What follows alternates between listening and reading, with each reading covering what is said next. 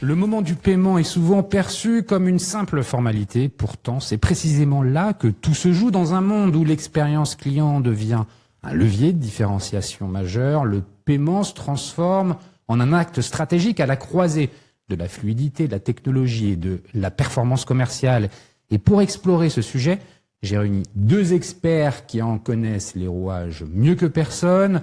Aude Vicaire, CEO chez MarketPay Tech, fintech européenne, qui équipe de nombreuses enseignes en solutions de paiement omnicanal, avec une vision claire, faire du paiement un outil de pilotage de l'expérience client.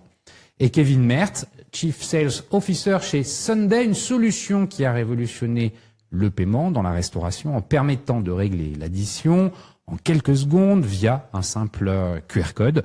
Derrière ce geste fluide se cache une vraie transformation de la relation client et de la performance opérationnelle. Dans cet épisode, nous allons comprendre comment l'expérience d'achat vient aujourd'hui augmenter l'expérience client, comment le paiement peut devenir un moment différenciant, mais aussi comment les parcours évoluent vers toujours plus de personnalisation, d'autonomie et d'intelligence. Et enfin, nous tenterons un exercice de prospective demain entre agent IA et tokenisation. À quoi ressemblera l'acte de payer? Mais pour commencer, Aude, à toi la parole. Peux-tu te présenter un peu mieux que ce que je viens de faire? Tout à fait. Donc effectivement, Aude Vicaire, CEO de MarketPay Tech. J'ai en charge toute la partie tech de MarketPay, c'est-à-dire le produit, les développements et les projets. Et MarketPay donc est une fintech de paiement européenne, plateforme de paiement omnicanal. Nous offrons des solutions de paiement aux commerçants, aux distributeurs, aux institutions financières, avec une particularité. Donc, nous sommes européens, nous sommes nés à l'origine d'un retailer, donc nous connaissons bien les problématiques. Pas n'importe lequel. Des commerçants, en effet. Nous connaissons bien les problématiques des commerçants. Nous sommes maintenant 380 en Europe. Nous adressons principalement le marché européen, avec, comme tu le disais, pour objectif de donner à nos clients, donc commerçants, distributeurs, institutions financières, les moyens d'intégrer la brique paiement dans toute leur expérience client. Donc ça veut dire que le sujet produit, offre, solution est ultra dominant chez vous. Oui. C'est vraiment ça qui fait une différence. Tout à fait. Et nous avons donc, bien entendu, le marché européen étant un marché multilocal, chaque pays a ses propres particularités en termes de paiement, ses propres habitudes de paiement, ses propres réseaux locaux et internationaux. Et donc, pour chaque pays, il faut s'adapter finalement aux besoins du pays, aux besoins des marchands et de leurs clients pour être pertinent sur le marché. Et donc, l'offre produit, avec toute la valeur ajoutée qu'on peut apporter au paiement pur, fait partie de notre ADN. Bon, merci pour cette précision. On va revenir dessus un peu plus en détail. Kevin, je me tourne vers toi. Tu es le responsable commercial chez Sunday. Tu peux te présenter un peu plus, nous en dire un peu plus sur Sunday, parce que finalement, je pense que beaucoup de gens connaissent sans connaître qui est Sunday. Eh ben écoute, avec grand plaisir. Merci pour l'invitation. Donc Kevin Mertz, moi je m'occupe effectivement de l'acquisition chez Sunday, l'acquisition au sens large, donc plusieurs équipes, du marketing, de la growth jusqu'aux commerciaux. Sunday, entreprise créée il y a bientôt 5 ans, on va fêter nos 5 ans bientôt. Comme vous, on est créé non pas d'un retailer mais d'un groupe de restauration. Victor Luger, CEO chez Sunday, est également CEO chez Big Mama, groupe avec un peu plus de 25 trattoria maintenant dans le monde, et donc on connaît bien aussi les problématiques des restaurateurs. Qu'est-ce que c'est Sunday? Sunday, nous, notre mission, c'est de transformer l'expérience de paiement dans le milieu de la restauration et de faire en sorte de transformer cette expérience de paiement vers une expérience qui est aussi fluide que l'expérience que vous pourriez avoir en ligne. On a tous connu ce moment où on attend pendant 20 minutes l'addition et on se casse l'épaule à essayer d'attraper l'attention d'un serveur. Et c'est dommage parce que ça casse l'expérience, ça casse le moment et on vient ruiner un moment qui a peut-être été magique. Donc qu'est-ce qu'on fait chez Sunday? Toi t'en as parlé, t'as parlé de cette expérience par QR code, mais la réalité c'est que c'est un tout petit peu plus global ce qu'on fait. Nous on a deux grandes actions. La première c'est créer des solutions de paiement. Il y a ce QR code que les gens connaissent. Ce QR code, il peut permettre également de commander. Il y a également des TPE, il y a également du click and collect, de la commande en ligne. Bref, on prend tous les sujets d'encaissement qu'un restaurateur peut avoir et on crée des solutions dédiées à ça. Première mission. Et la deuxième mission, c'est sur chacun de ces flux de paiement, on va venir créer des softwares pour amener plus de valeur à ces restaurateurs. Aujourd'hui, on est présent dans 3 marchés principalement, les États-Unis, l'Angleterre et la France. Les États-Unis sont maintenant notre plus gros marché. On est On est bientôt 200 dans la boîte et on sert un peu plus de 3000 restaurateurs avec la plupart des grands groupes de full service restaurants, ce qu'on appelle nous des restaurants où on est assis, où il y a un serveur qui vient prendre notre commande et où on paye à la fin. Et un de nos enjeux sur les semestres à venir sera de lancer le quick service restaurant pour avoir l'entièreté du marché disponible à acquérir. Vous n'êtes pas un PSP. Nous ne sommes pas un PSP, nous nous appuyons sur différents PSP, des PSP online, des PSP qui vont faire du card present. Notre métier, c'est vraiment d'habiller des PSP, on peut le dire comme ça, mais on va venir s'appuyer sur des technologies et c'est aussi pour ça qu'on présente aujourd'hui ce podcast avec MarketPay, qui est un de nos partenaires sur les marchés européens. Bon, merci pour cette présentation et ce rappel un peu plus détaillé de qui est Sunday. La question que j'ai envie de vous poser, le paiement comme enjeu stratégique dans le commerce actuel, ça veut dire quoi, Aude? Alors ça, c'est comme le disait Kevin, hein, finalement, le paiement, c'est la dernière étape de la transformation d'un client en magasin ou en ligne. C'est ce que le client va retenir. Donc c'est très important que ça se passe bien. On voit il y a des cas où maintenant carrément le paiement est carrément transparent. Si on prend Uber, hein, on se rend même plus compte qu'on a payé. Donc j'ai envie de dire c'est l'idéal. Et pourtant pour le commerçant c'est très important puisque c'est là où il va finaliser sa vente et sécuriser son entrée de chiffre d'affaires. On voit aussi que les moments clés sont les moments où ça ne fonctionne pas. On a eu les cas, je pense que certains peuvent s'en rappeler, de files d'attente dans des grands centres commerciaux parce que le paiement est tombé. Bon, bah, finalement, quand il y a du paiement, c'est presque normal, mais quand il n'y a pas, on voit bien que le commerçant doit fermer carrément le rideau. Donc c'est vraiment l'étape clé de la transformation. Et c'est aussi une étape, comme le disait Kevin, qu'on peut enrichir de services à valeur ajoutée, qu'on peut enrichir pour améliorer cette expérience et faire du paiement qui peut être une étape plutôt fastidieuse, voire pénible, quelque chose au contraire à enjeu et à valeur ajoutée. Oui, le paiement, le côté stratégique du paiement, et je pense que Kevin, tu vas le confirmer, c'est aussi finalement l'aboutissement de tout un process d'acquisition, en fait d'efforts marketing, même de gestion du catalogue, convaincre le client. Et si à la fin tous ces efforts-là ne sont pas récompensés par finalement un paiement réussi, tout se joue. Ça devient en fait des investissements perdus. Oui, complètement. Et ce que tu dis, je pense que ce sera intéressant peut-être de le creuser un peu plus tard, mais c'est aussi le parallèle entre à quel point le commerce physique est finalement défavorisé par rapport au commerce online. Moi, j'ai drivé des business online avant. Le client, tu sais d'où il vient, tu sais comment il t'a connu, tu sais combien il paye, tu sais sa récurrence, tu sais tout ça. Et en fait, il est catalogué quand il arrive sur ton site web. Quand quelqu'un rentre dans un restaurant ou dans une papeterie, bah c'est un client X et à moins de le connaître parce que c'est toi le patron et tu le vois revenir, bah c'est difficile de connaître ses habitudes. Donc c'est peut-être intéressant de faire un parallèle là-dessus. Mais je pense que au-delà de ça, ce qui est peut-être intéressant de regarder, c'est quoi le paiement, en tout cas si je parle pour la restauration, c'est comment est considéré le paiement par les restaurateurs sur les 50 dernières années. Bah c'est considéré comme un mal nécessaire. On doit payer à un moment ou à un autre, je dois encaisser à un moment ou à un autre, mais je l'ai jamais vu comme une source de valeur ajoutée, comme une capacité à créer une valeur ajoutée. Aujourd'hui, nous, ce qu'on croit chez Sunday, c'est que on est à l'aune d'une révolution technologique. Il y a 20 ans, on a commencé à prendre des réservations en ligne. Il y a 10 ans, on a commencé à avoir des caisses qui sont dans le cloud et qui permettent de capter des informations.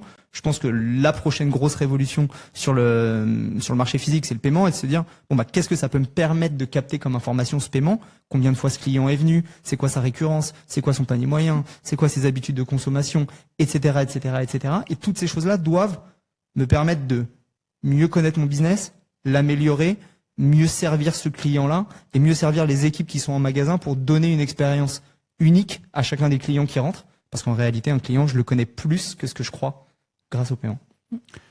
Et justement, le paiement, en quoi finalement il devient un levier de performance, puisqu'on parle là de fluidité, d'autonomie, de rapidité, d'omnicanalité. Mais pourquoi ça devient un levier de performance ?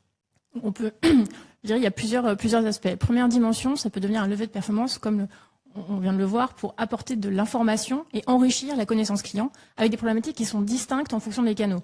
Effectivement, en ligne, il y a déjà une information qu'on a par le site. Le client est souvent identifié, authentifié, on sait qui il est.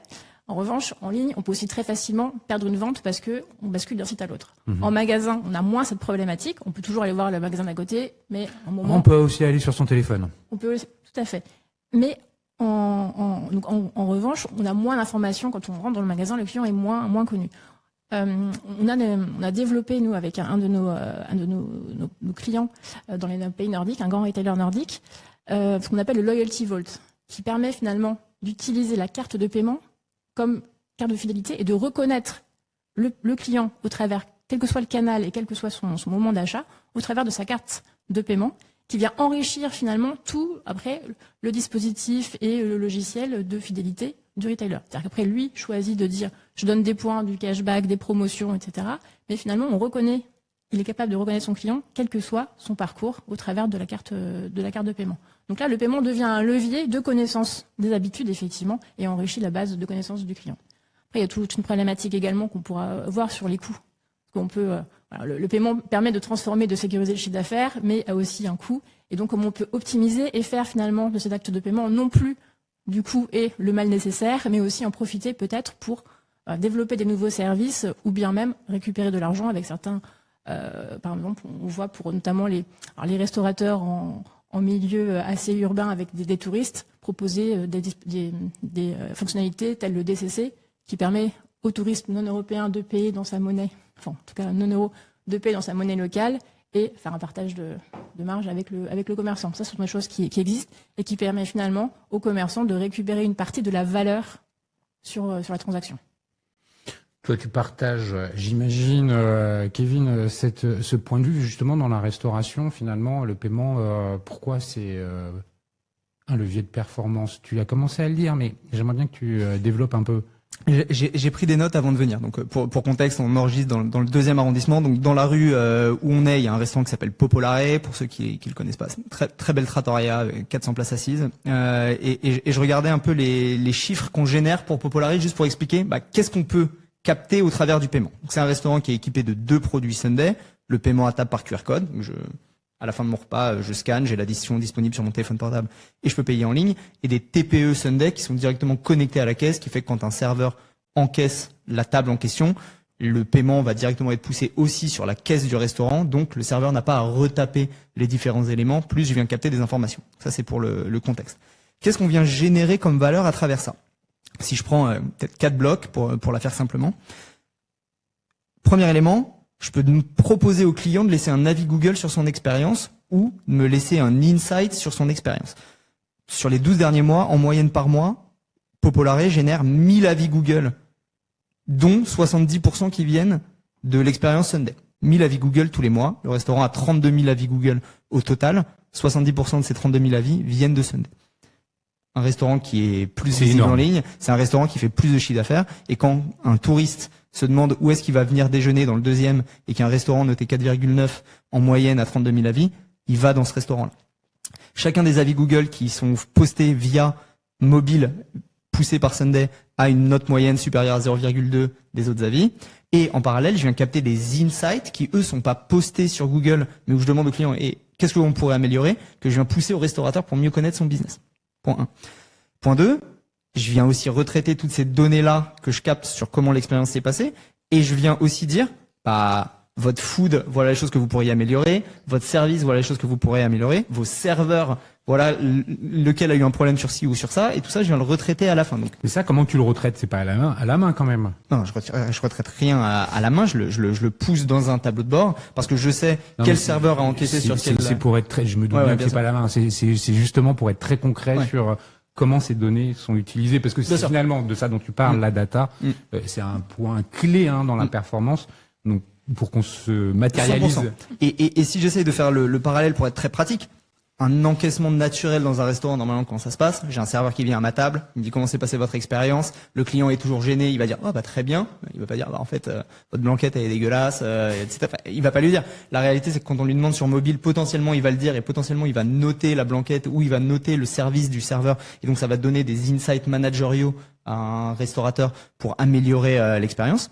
Troisième élément, je vais venir suggérer des pourboires de manière systématique, soit sur le TPE, soit directement sur mobile, et je vais venir pousser le montant de pourboire. Chez Popolari, on a multiplié par 4 le taux de pourboire. Ça, c'est un restaurant qui fait à peu près 4% de taux de pourboire moyen. Et tous ces pourboires, je viens les redistribuer directement aux serveurs tous les lundis matins, ce qui est quand même fabuleux par rapport à une expérience normale d'un restaurant où je viens décaisser, je viens le redistribuer, etc., etc.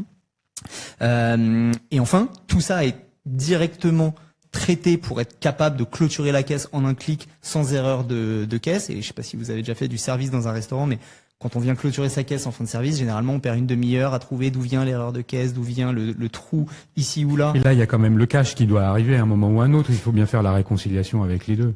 Évidemment, ceci étant dit, il y a de plus en plus de restaurants qui n'acceptent plus le cash pour des raisons de simplicité. C'est des choses qu'on voit arriver. C'est illégal. Oui. Non, C'est illégal. Il faut accepter minimum 2 moyens de paiement dans un restaurant. Tu peux pas ne pas accepter le cash. Le cash est obligatoire. Ah ouais. Ouais. Ok. Quoi qu'il advienne, le cash, c'est quelque chose qui est assez facile de se dire, d'accord, j'ai tous les moyens de paiement et tous les montants encaissés sur mon service. Reste une différence entre ce que j'ai en caisse de Y. Je compte les pièces qui manquent. Est-ce que j'ai un trou de caisse? Est-ce que j'ai pas trop de caisse? Et ensuite, tous les tickets, eux, sont digitalisés. Donc, si j'ai un trou de caisse de 4 euros, je peux rechercher où est-ce qu'il y a un manque de 4 euros. Bref, je simplifie quand même à la fin la capacité de traiter ça. Justement, merci pour ce commentaire sur sur la data, parce que finalement c'est bien de ça dont on parle, et l'utilisation de la data. Et justement, Aude, le rôle de la tech là-dedans, parce que pour valoriser la data, c'est bien, il faut la collecter bien sûr, et puis derrière il faut en faire quelque chose. La tech joue un rôle. Comment vous interprétez ça chez MarketPay? Alors, on vient d'évoquer là les problèmes de réconciliation qui sont alors, à l'échelle d'un restaurant évidemment déjà peuvent être un cauchemar. Imaginez à l'échelle d'une grande enseigne, d'un grand retailer avec des milliers de restaurants, ce que ça peut de points de vente, ce que ça peut donner. Bien Donc, sûr. la réconciliation est effectivement un élément clé entre les transactions qui passent dans TPE, site web, etc., celles qui passent après à la banque et combien arrivent sur le compte en banque. Donc toute cette donnée-là, ce qu'on est capable de faire, c'est effectivement de la récupérer de quel que soit le canal, d'ailleurs quel que soit même l'acquéreur partenaire du commerçant. Et après, on les remet à destination du client sous forme de tableau de bord, en effet, ou même sous forme d'API, puisque dans certains cas, si je prends le cas de Sunday typiquement, voilà, ça vient s'intégrer à une dimension plus large que la pure réconciliation paiement. Oui, donc la performance, en fait, le paiement comme levier de performance, la data joue un rôle clé.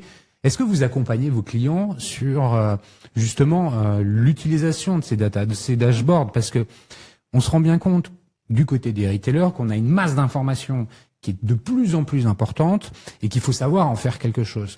Et plus on en a, et c'est pas forcément plus facile. Qu'est-ce qu'on va utiliser? Qu'est-ce qui va être pertinent? Est-ce que on se donne les moyens de valoriser toute cette information? Est-ce que vous les accompagnez un peu là-dessus? Oui, tout à fait. Et on a différents cas de figure. On va avoir effectivement le partenaire qui vient intégrer notre solution de paiement dans sa propre offre de valeur pour l'augmenter, et donc là on lui fournit les données pratiquement brutes, et c'est ensuite lui qui agrège et qui agrège tout ça et donne du coup une synthèse pertinente pour ses propres clients. On a aussi nos clients directs à qui ou bien on travaille ensemble à définir des tableaux de bord pour mesurer la performance. Alors quand on dit performance, il y a vraiment performance, le taux de transformation typiquement, mais aussi même est-ce que mes moyens de paiement fonctionnent dans l'ensemble de mes points de vente. Est-ce que j'ai pas un problème avec une caisse? Est-ce que j'ai pas un problème avec, on voit un taux de refus qui augmente à un endroit? Voilà, donc vraiment piloter moyen de paiement par moyen de paiement, caisse par caisse dans l'ensemble des magasins, des clients qui ont des milliers de points d'encaissement, pour aussi leur mettre à disposition cette capacité de vérifier pourquoi est-ce que dans tel magasin, dans tel point de vente, à tel endroit, j'ai un problème avec mon terminal de paiement, si c'est le cas. En termes de talent, est-ce que ça veut dire que les retailers ont formé ou sont en train de former des experts en interne pour pouvoir justement mieux utiliser cette donnée paiement? On a effectivement, encore une fois, ça va dépendre du retailer, de sa maturité, de sa taille aussi. On en a certains qui veulent quelque chose tout packagé, ils veulent pas s'embêter, ils veulent finalement le résultat final et on leur met quelque chose de clé en main. Et donc après, c'est eux qui vont analyser au cas par cas. Puis on a d'autres retailers avec lesquels on co-construit vraiment le tableau de bord plus personnalisé. Et là, on va les accompagner parce qu'en interne, ils ont des équipes, mais ils ont quand même besoin d'informations supplémentaires, peut-être qu'on fournissait pas par défaut et qu'on va leur donner en plus. Donc on a vraiment les différents cas de figure. côté Sunday, côté finalement plus restauration, vous observez la même chose. Le restaurateur, dans son métier original, il est au four et au moulin, c'est le cas de le dire, et il est très concentré dans l'opérationnel. Comment il fait pour finalement appréhender la data pour pouvoir améliorer finalement la performance de son offre de service? Je sais pas si on peut parler du restaurateur. Il y a les restaurateurs. C'est un marché qui est vraiment ultra fragmenté et on va avoir plein de typologies de restaurants. Et je pense que Sunday, on va aussi parler différemment à tel ou tel restaurateur en fonction de à qui on s'adresse. Donc on va avoir des restaurateurs indépendants. J'ai un seul resto, le chef est le patron, le chef ou la chef est le patron de l'entreprise et il est effectivement au four et au moulin. Nous, notre métier, ça va être de digérer cette information et de lui donner des suggestions simples d'analyse de son business et des tableaux de bord très digestes. Ensuite, et c'est ce qu'on voit de plus en plus se développer et dans l'intégralité des pays, on a les groupes, qu'ils soient de milieu de marché, j'ai entre 5 et 30, 40, 50 restaurants, ou des de taille encore plus importante, qui prennent de plus en plus de parts de marché. Finalement, le restaurant indépendant, lui, tend à se raréfier, là où les groupes, eux, gagnent des parts de marché. Pourquoi ? Parce qu'il y a des gains d'échelle, parce qu'il y a une meilleure compréhension aussi des impacts, et des solutions comme MarketPay ou Sunday sont poussées aussi en termes d'utilisation à un degré plus fort. Pour ces groupes-là, on va avoir une approche différente. Nous, notre métier, c'est de faire de la tech, mais aussi de faire du service. On fait du consulting grâce à ça, parce que cette masse d'informations, je pense que tu l'as dit et je pense que tu as raison, c'est beaucoup d'informations à digérer pour ces groupes-là. Et bien sûr, ils doivent former une génération de managers, de personnes au headquarter qui vont pouvoir faire des recommandations ensuite sur le terrain. Mais nous, en tant que créateurs de software, je pense qu'à la fin, on a aussi notre rôle à jouer pour venir former, aider, donner des suggestions, donner des recommandations et prendre leur feedback pour créer le meilleur produit pour eux demain. Mais je crois que ce qu'on est en train de voir, en tout cas, c'est un marché où on va avoir de moins en moins d'équipes technologiques percées directement chez ces retailers ou chez ces restaurateurs, des gens qui vont créer leurs produits. On va plutôt avoir des gens qui vont être en mesure de connaître et comprendre des produits utilisés, les actionner et mettre les choses en œuvre. Donc tout ça, c'est des nouveaux métiers qui existent déjà ou sont en train de se créer et sur lesquels c'est ces gens-là qui vont nous permettre de pousser au mieux l'usage de la technologie qu'on crée et qui vont nous donner les bons feedbacks pour créer encore de l'innovation pour eux.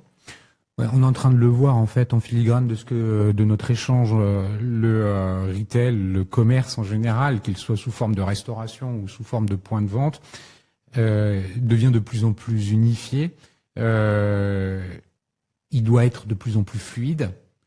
Finalement, la tech que Sunday développe, les solutions que Sunday développe, qui sont a priori plus destinées à la restauration, est-ce que Aude, tu les vois se développer dans d'autres verticales, plus retail, dans une forme ou dans une autre? Parce que finalement, et ça fait le lien avec l'omnicanalité, on est à la fois sur, je le disais tout à l'heure, sur son téléphone quand on est en point de vente, on commence son parcours d'achat en ligne, on le finit en magasin, on le commence en magasin, on le finit en ligne. Bon, la fluidité dans cette unification du commerce, comment elle arrive, comment on le voit dans d'autres verticales? Alors déjà, peut-être le terme omnicanalité, un terme dont on entend parler depuis belle lurette. Nous, on met une définition très claire derrière ce terme omnicanalité. C'est à la fois la tokenisation d'une transaction, tokenisation d'une carte de paiement, qui permet effectivement de commencer une transaction n'importe où, sur n'importe quel canal, et de la poursuivre, ou de la terminer sur un autre canal. Donc on parlait de commencer sur son téléphone, terminer en magasin. Bon, c'est possible, puisqu'on retrouve sa transaction au travers des canaux. Je fais juste un point sur la tokenisation parce que je voudrais bien être sûr que tout le monde comprend ce qu'est la tokenisation. L'idée est simple, c'est de dire que les informations de la carte bancaire qu'on rentre auprès du commerçant sont stockées chez le PSP qui en contrepartie donne un token, c'est un jeton, c'est-à-dire quelque chose qui identifie à usage unique les données de la carte, ce qui permet au consommateur, quand il revient sur le site ou quand il vient en magasin, de réutiliser ce token et d'être reconnu. C'est ça, on peut le C'est dire ça. comme ça? Oui, tout à fait. De manière sécurisée. Je Oui, précise, de manière puisque sécurisée, bien sûr. C'est un point clé. Donc ça, c'est une première partie pour moi de l'omnicanalité. La deuxième partie, c'est d'avoir accès à l'ensemble des données, quels que soient les canaux aussi, au même endroit. Voilà. Donc c'est vraiment ce qui permet l'omnicanalité, c'est vraiment l'ensemble des deux. Donc j'ai tous les canaux, toutes les transactions et la carte de paiement reconnue où qu'elle soit, ce qui permet effectivement d'actionner après des leviers de fidélité et de récompense ou autre. Donc ça, c'est vraiment un point clé. Peut-être pour revenir sur. En fait, pour revenir sur finalement l'autonomie, la fluidité dans. Oui, sur les autres verticales. Voilà, sur les autres verticales. Parce que tout à fait. là, tu vois, aujourd'hui, on est tous habitués à aller chez Monoprix ou dans et puis avoir les caisses automatiques où on scanne et puis on paye. Voilà. Et on voit finalement. Alors déjà, on voit même dans la restauration, on a un autre partenaire qui a développé une borne plutôt pour le secteur que vous ne couvrez pas encore, une borne de paiement, une borne de commande donc digitale, dans laquelle le paiement est carrément intégré au hardware. Donc c'est la technologie SoftPOS. Donc il n'y a même plus de terminaux de paiement. Là, on paye directement sur la borne. Donc ce qui simplifie aussi en termes de coûts. Technologie SoftPOS, c'est-à-dire la version. Une application qui permet de transformer un smartphone ou une tablette, Android ou un iPhone, en terminal de paiement. Voilà. Donc pour le commerçant, plus besoin d'avoir à gérer les TPE d'un côté et potentiellement un device professionnel de l'autre ou une tablette. Là, le paiement, la capacité à encaisser est directement prise sur le hardware, le téléphone ou la tablette. Donc là, c'est une économie effectivement en termes de coût, en termes de maintenance, en termes d'expérience aussi beaucoup plus fluide. Donc, on voit qu'il y a des choses comme ça qui arrivent.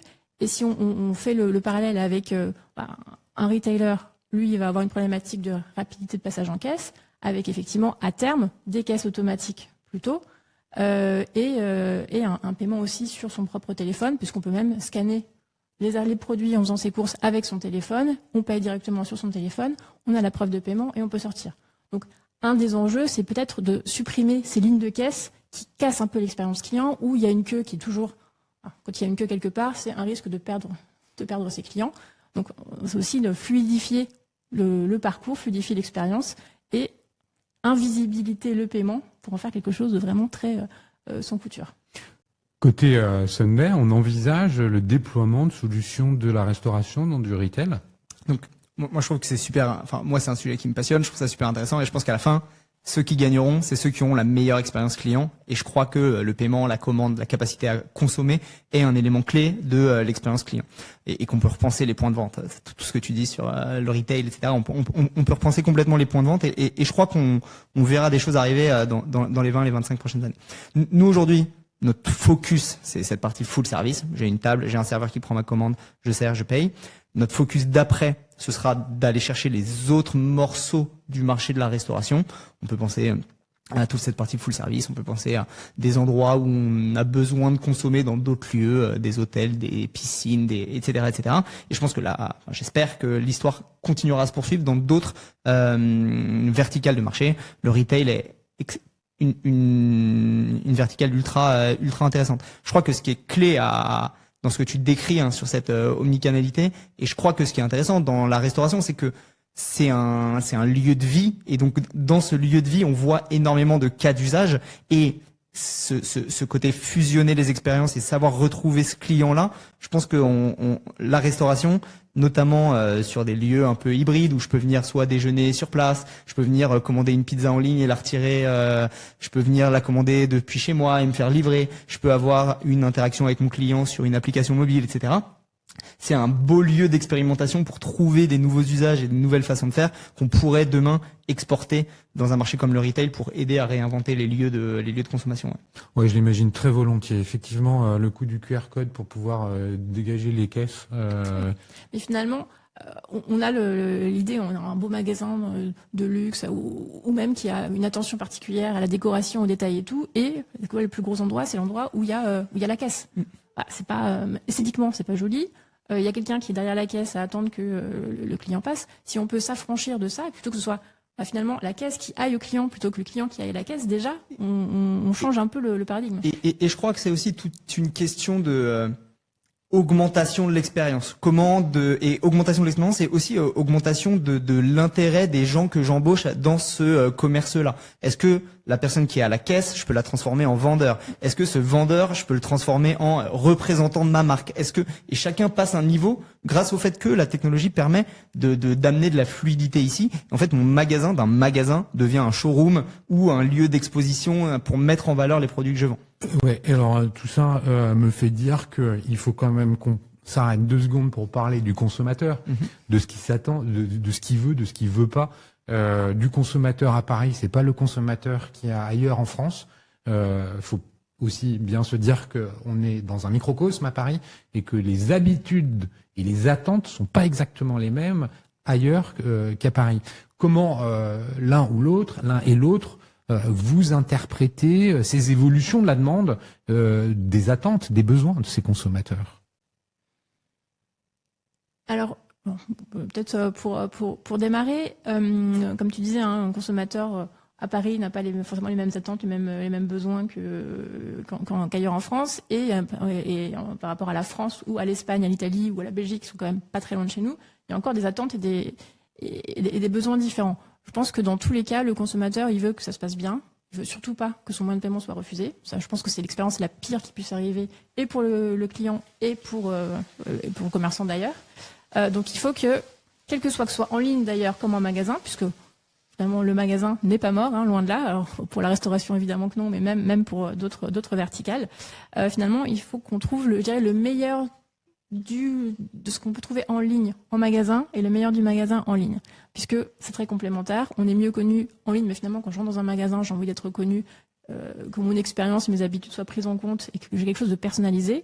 Mais en même temps, au magasin, j'ai le conseil que je m'attends aussi à avoir en ligne. Donc c'est finalement réussir à faire converger le meilleur des 2 mondes pour accompagner l'expérience et l'adapter après aux besoins. Et notamment, ce qu'on voit, c'est les moyens de paiement, les différents moyens de paiement. On parle de la carte, mais il y a plein de moyens de paiement alternatifs. Et je ne parle pas du cash, hein, mais voilà, tous les wallets de paiement, les QR codes, le paiement en plusieurs fois. Ça, c'est tout ce qui vient enrichir finalement et faciliter aussi la transformation, parce que ce qui est clé et pour le client et pour le commerçant. Mais merci, je te donne la parole, Kevin, mais merci de dire ça, parce que quand je vous pose la question, j'ai en tête cette réalité, c'est-à-dire que la sensibilité au prix en France est le critère numéro 1 dans les décisions d'achat.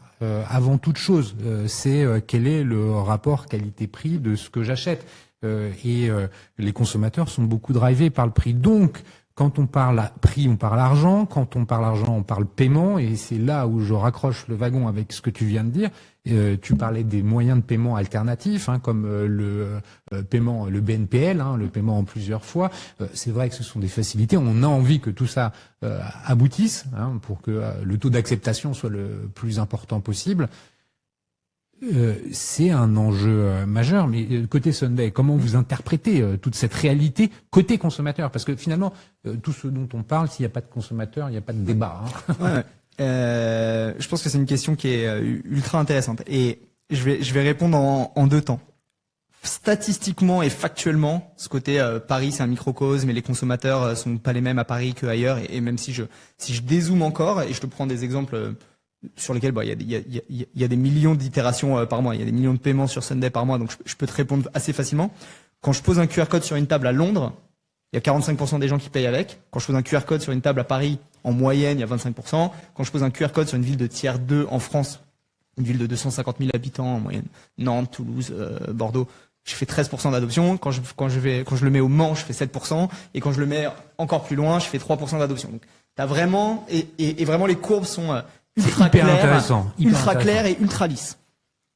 Donc là, tu te dis, bon, bah, en fait, Londres, c'est un microcosme, Paris, c'est un autre microcosme, et après, t'as des paquets de villes qui sont chacun de ces microcosmes. La question, c'est d'où ça vient et qu'est-ce qui crée ce résultat-là. Moi, je crois que ceux qui sont le plus prêts à avoir une bonne expérience de paiement, c'est les consommateurs. Ceux qui sont peut-être pas encore suffisamment prêts à le faire, c'est peut-être les restaurateurs ou les retailers qui mettent pas les bons effets en place pour avoir cette adoption. Parce que l'autre réalité, c'est qu'il y a d'autres restaurants au Mans où, avec mes QR codes, j'ai 60% de taux d'adoption. Et donc la question sur ces mêmes clients, c'est quelle est la chèvre, quel est le chou, où est la poule, où est l'œuf, et d'où est la conséquence. Je pense que le client, il veut avoir une bonne expérience de paiement. Quand on crée des bons produits, il est prêt à les utiliser. Il faut juste lui expliquer que ça existe. Et lui expliquer que ça existe, c'est du boulot, c'est pas facile, c'est difficile, et il faut bosser pour l'avoir. Après, à côté de ça, il y a des cadres dans lesquels c'est plus simple de l'utiliser. C'est vrai que quand tu vas chez Dishoom à Covent Garden où il y a 35 minutes de queue et tu as envie de payer vite et les gens ont envie de faire une rotation des tables, oui, tu fais 90% d'adoption sur un paiement mobile et il y a quasiment aucun paiement qui se fait par TPE à la caisse parce que juste c'est trop important dans leur business et donc ils poussent le niveau d'adoption au maximum. Et peut-être pour rebondir, pour moi, la réussite, et notamment on prend tous les moyens de paiement alternatifs, la réussite qui fait que pourquoi est-ce que alors on va voir ce que Wero va donner, le wallet de paiement européen, mais il y a des pays dans lesquels ça fonctionne très bien. En Suède, c'est Swish. Vous n'allez pas en Suède sans avoir le wallet Swish pour payer, pour tout payer partout.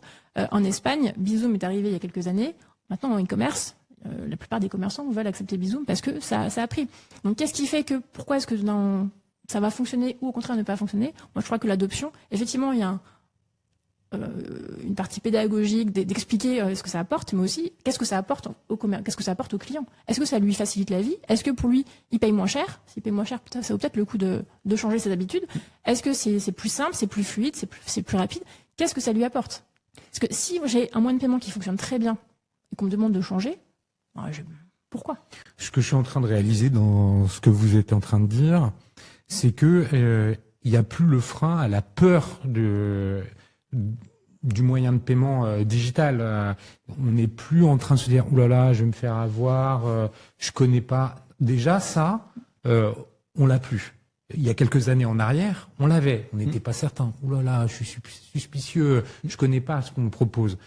Là, on est plutôt dans la facilité. Est-ce que ça va me faciliter plus ou moins la vie? Et est-ce que je vais adopter, du coup, cette fonctionnalité parce qu'elle me rend la vie plus simple? La question, je pense, pour le consommateur, c'est « What's in it for me ?» Qu'est-ce que je vais y gagner? À quel point c'est simple et ce qui est assez certain, et on le voit dans les cohortes d'adoption, c'est quelqu'un qui utilise une fois un service, de manière récurrente, il va l'utiliser après. Et je pense que les wallets, c'est un bon exemple. Nous, on voit nos courbes d'adoption de Apple Pay. Enfin, tu vois la part que prend Apple Pay dans nos paiements. Apple Pay, c'est une machine qui juste gagne un point tous les mois. Tous les mois, tu gagnes un point. Tu vois, et chaque personne qui a déjà utilisé un paiement via Apple Pay ne revient jamais en arrière. C'est super intéressant à constater. Mais rappelez-vous, il y a quelques années, avant le Covid, le paiement sans contact, exactement, c'était quand même assez rare. Maintenant, paiement sans contact, on n'y pense même plus. Parfois, on oublie son code. Exactement. Avec, alors la France était un peu en retard, c'est encore en train de se rattraper. On était limité à 50 € jusqu'il y a quelques temps. Là, on est en train de rattraper les autres pays européens, donc de supprimer cette limite de montant. Simplement plus de 50 €, il faut taper son code PIN sur le TPE, parce qu'il y a quand même une sécurité à conserver. Et je prends un exemple plus candide, on va dire. J'ai une fille de 5 ans. Et on part acheter du pain, et elle me dit « Mais t'as pris ton téléphone pour payer ?» Elle me dit pas « T'as pris ta carte ?» Enfin, c'est quand même marrant de voir les changements d'usage et comment la population accepte ça. Et les enfants, c'est un bon exemple de comment la population l'accepte pour voir les nouveaux usages. La carte bleue va progressivement, la carte bancaire va progressivement sortir des radars de façon assez naturelle et de façon assez normale, entre guillemets. Ouais, et maintenant, je vous propose carte en fait... bancaire physique. Ouais, elle existera toujours derrière, mais physique. Ouais, c'est bien de temps en temps de l'avoir, la physique, parce que tu vois, ma fille, moi, je lui demande d'aller acheter un truc au supermarché, je lui file ma carte, il n'y a pas besoin du code, et elle revient avec ma carte. Je suis content qu'elle me rende la carte. Derrière tout ça, on a commencé à en parler, il y a la tokenisation qui vient jouer un rôle. Là, je vous propose de rentrer dans un exercice de prospective, un peu, voir comment la tech vient et continue à venir changer les choses, la réalité dans le paiement et la tokenisation. On en a parlé un peu rapidement, mais je pense qu'il faut revenir dessus parce que c'est un enjeu majeur pour les usages. On a commencé à le voir. Il y a aussi le sujet de l'IA et de l'IA agentique. J'ai bien dit agentique, mes chers auditeurs, c'est-à-dire l'agent IA. Pas argentique, agentique. Je sais que je me répète, mais comme ce sont des termes qui sont en train de s'ancrer dans la réalité, je préfère redonner un peu de définition. Donc, le paiement agentique, qui est une composante du commerce agentique, vient aussi changer les habitudes. Aude, pour continuer sur la tokenisation, avant de parler du paiement agentique, comment cette technologie, qui à la base a un moyen de sécurisation dans les paiements, va venir continuer à changer les usages? Pour moi, c'est vraiment mettre à disposition du commerçant tous les moyens de mieux connaître son client, de mieux accompagner son client, quel que soit son parcours, et aussi d'ailleurs d'agir pour garder son client dans un écosystème qui convient. On réfléchit là en ce moment à vraiment pouvoir développer des solutions pour aussi authentifier le client et fournir toute cette information donc dans les mains du partenaire du retailer, pour qu'ensuite lui-même puisse pousser en fonction des besoins son client à payer avec un moyen de paiement plutôt qu'un autre, à payer avec la carte du retailer en l'occurrence, parce que derrière il récupère de l'argent sur la transaction. Enfin, vraiment pouvoir conserver son client dans son écosystème au-delà du magasin ou du site. Donc ça élargit les capacités, ça élargit les possibilités de driver finalement aussi l'expérience et ce qu'on apporte au client avec cette technologie. Et côté Sunday, la tokenisation, ça raconte quoi? Donc plein de choses à dire là-dessus. Tu parlais de peur du consommateur, de payer directement, etc. Je pense qu'effectivement ça, on en est sorti. Sur la tokenisation, c'est un sujet où quand on commence à en parler à des marchands, pour le coup, ils disent « Ouh là là là là, de quoi tu me parles? Là, qu'est-ce que vous me racontez? Quelles informations on a, etc. » Et je pense que tu as bien fait de faire un petit reminder au début en disant « C'est un token, c'est sécurisé, c'est anonymisé, etc. » Mais c'est là où, à mon avis, il y a encore un effort d'éducation sur le marché qui va devoir se passer avant qu'on puisse globaliser l'usage de ces technologies. Donc nous, comme MarketPay, et en utilisant d'ailleurs les technologies de MarketPay, on utilise cette tokenisation. L'idée, c'est effectivement de pouvoir mieux retracer le parcours client et la récurrence des clients sur les différents canaux de consommation. Ce client-là, je sais qu'il commande une fois par semaine pour se faire livrer des burgers chez lui, mais je sais qu'il vient aussi une fois par mois en famille et qu'à chaque fois ils sont 4 à table. Je sais que la récurrence de consommation, c'est sur tel et tel produit, etc., etc. Donc, je suis en mesure de mieux retracer le parcours client, de mieux le connaître, de mieux comprendre la valeur relative de chaque client qui rentre chez moi. Est-ce que ce client il est déjà venu, il est jamais venu? Est-ce que ce client c'est un client régulier? Est-ce que ce client c'est un gros consommateur, c'est un gros type? Ça, tu le sais au moment du paiement, parce que finalement, quand sauf à ce que tu connaisses le visage de la personne qui vient, mais quand tu viens en point de vente, comment tu le reconnais? C'est là où je pense, si on fait un peu de prospective, et c'est là où c'est intéressant, je crois qu'on va être en mesure de savoir corréler un token de carte bancaire à potentiellement, je sais pas, si je scanne un QR code et donc j'ai identifié que le device avec lequel j'ai scanné ce QR code est associé à telle carte bancaire. En fait, je sais que ce client-là,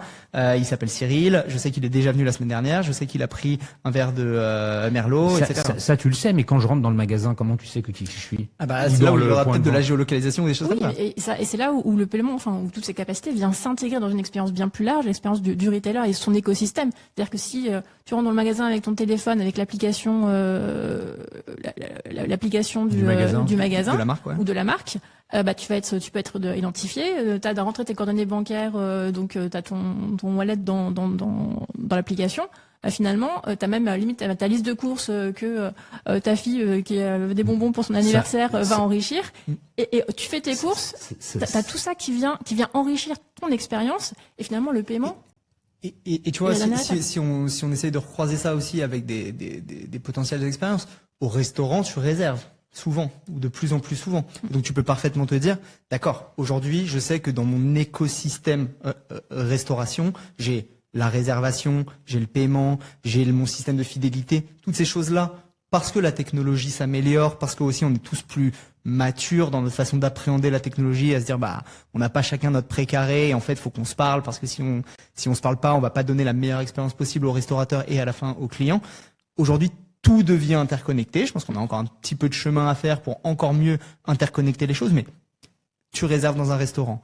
Je sais tout ton historique de paiement, je connais ton historique de loyalty, je connais presque l'historique de tes amis aussi, etc.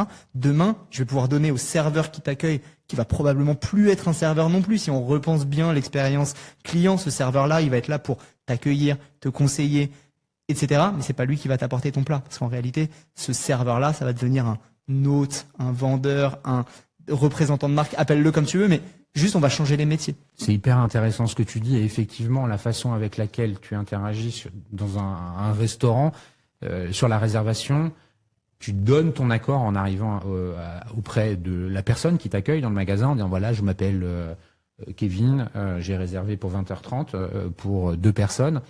Il voit la réservation, effectivement, et là t'as donné ton assentiment pour que ils viennent te placer, et quelque part le serveur qui derrière arrive dit bonjour Monsieur Merthe, est-ce que vous voulez un verre de Merlot comme la dernière fois ou pas.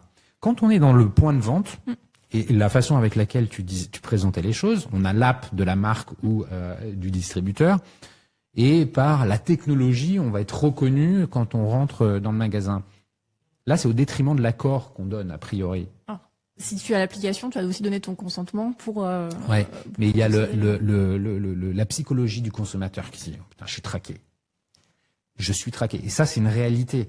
Je rentre chez un grand distributeur de cosmétiques, je veux pas citer de marque, mais ou de produits de beauté, parce que il y a beaucoup de cas d'usage qui vont dans cette direction-là, dans cette industrie. Le consommateur dit « Oh, ouais, il me connaît trop bien. » Non ? Alors ça peut arriver, mais là aussi, qu'est-ce que ça lui apporte ? À quel moment j'accepte finalement de donner un peu de mon accord pour avoir des recommandations qui me sont propres, pour avoir par exemple des promotions sur le produit que j'achète et qu'il me faut. Là, c'est un équilibre à trouver entre ne pas être intrusif. À un moment, si je dis non, bah c'est non. Et en même temps, je suis aussi, si je sais que j'aime bien les promotions, qu'il y a une marque que j'affectionne particulièrement, et d'avoir pile quand j'arrive le rappel en disant bah tiens, juste pour toi, tu peux payer moins cher, et parce que c'est toi aujourd'hui, je te fais l'offre, ça vaut la peine. Et je crois qu'il faut pas non plus complètement transposer l'expérience actuelle et les lieux de retail actuels avec ce à quoi ils ressembleront dans 5 ans ou 10 ans. Il faut aussi se projeter un tout petit peu dans la technologie qui sera à la disposition des gens en magasin à ce moment-là. On ne sait pas exactement. Franchement, les steps technologiques qui sont en train de passer d'un point de vue hardware et IoT sont quand même assez fabuleux. On peut se dire que dans 5 ans ou dans 10 ans, si je donne mon accord en rentrant dans l'établissement, peut-être qu'il y a des façons de le faire. Le vendeur qui est avec moi, la personne qui doit me conseiller, je sais pas si je vais m'acheter des fringues, j'ai envie qu'il sache les autres fringues de la marque que j'ai déjà chez moi, pour me dire ah bah oui mais t'aimes bien ce pull, t'avais bien aimé ce pantalon, il t'allait bien, c'était bien ta taille, parce que peut-être que la prochaine, ça peut juste changer mon expérience, et en fait j'aurai une expérience améliorée et agrandie plutôt que de repartir dans tout un processus de découverte qu'en plus l'employé va peut-être pas bien faire, et donc à la fin je repars avec un pull qui me plaît pas, alors qu'en réalité il aurait pu m'en conseiller un autre. Donc c'est juste comment je vais prendre la technologie du moment T, je vais l'améliorer, je vais le mettre au service de la marque pour améliorer l'expérience du consommateur final. C'est toujours au bénéfice du consommateur. Enfin, pour moi, c'est ça qui est clé. Et justement, là, on parle de tech, on parle d'évolution tech, le paiement agentique. Quand est-ce que ce sera une réalité ? Alors, on voit, il y a déjà des expérimentations qui sont faites plutôt aux États-Unis, pas encore trop en Europe. C'est quelque chose qu'on regarde avec attention, puisque ça. Je sais que Visa avance pas mal là-dessus. Voilà, ça, en tout cas, oui, tout à fait. Donc, quelque chose qu'on regarde avec attention, parce que imaginez là, si on fait toujours cette. Tu peux le définir le paiement agentique ? Bien, c'est finalement, j'ai mon intelligence artificielle un peu comme un assistant personnel qui connaît mes préférences de pull, d'habillage ou de restaurant ou de voyage, qui a mes coordonnées bancaires parce que je lui ai donné de manière tout à fait consentie, qui a mes coordonnées bancaires, et à qui je dis bah tiens, je veux programmer mes prochaines vacances pour la Toussaint, je vais partir une semaine, on est deux à tel endroit, qui va faire proposition d'hôtel, de réservation de train par exemple, de restaurant, d'activités. Et je peux même lui dire, bah, ok, je valide ça, et maintenant tu peux payer. Et qui va finalement finaliser l'acte de recherche qu'on utilise déjà pour beaucoup avec ces assistants d'intelligence artificielle, mais jusqu'à l'étape ultime de finalisation du paiement. Là, ça pose quand même des questions. Exactement. Donc ça, je veux dire, ça c'est l'idée, c'est la théorie. Après, en réalité, quelques challenges encore à surmonter. Le premier, c'est que là, c'est donc un bot qui fait le paiement, on n'a pas parlé de fraude, mais bon, en tout cas, en restauration, il y en a probablement un peu moins, mais dans tout ce qui est paiement en ligne, c'est quand même quelque chose de clé. Un des premiers écueils qu'on cherche à éviter, c'est les paiements par bot, donc ils sont bloqués dans les cas de lutte contre la fraude. Donc il faut évidemment que ce bot... Ils sont bloqués, je m'arrête 2 secondes sur ce sujet, parce qu'en fait, il y a tout un processus technologique côté PSP qui vise à identifier les transactions bot et à les couper, donc ça passe pas. Oui, donc côté PSP, nous, il faut faciliter le paiement pour les bons clients et bloquer les méchants. Si je fais très simple. Donc les bots sont plutôt souvent considérés comme des méchants et donc on bloque le paiement. Là en l'occurrence, il faut qu'il soit validé parce que sinon on peut pas aller au bout de l'acte de paiement.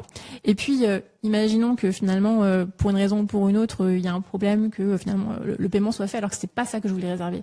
C'était pas pour aller à Rouen, c'était pour aller à Reims et bon, il y a eu une erreur. Qui est responsable? Est-ce que c'est moi parce que c'était mon assistant personnel? Mon propre agent, est-ce que c'est l'agent lui-même, est-ce que contre qui, enfin comment ça se passe? Là, il y a toutes les règles qui sont encore qui restent pour moi à définir. Et il y a l'authentification forte.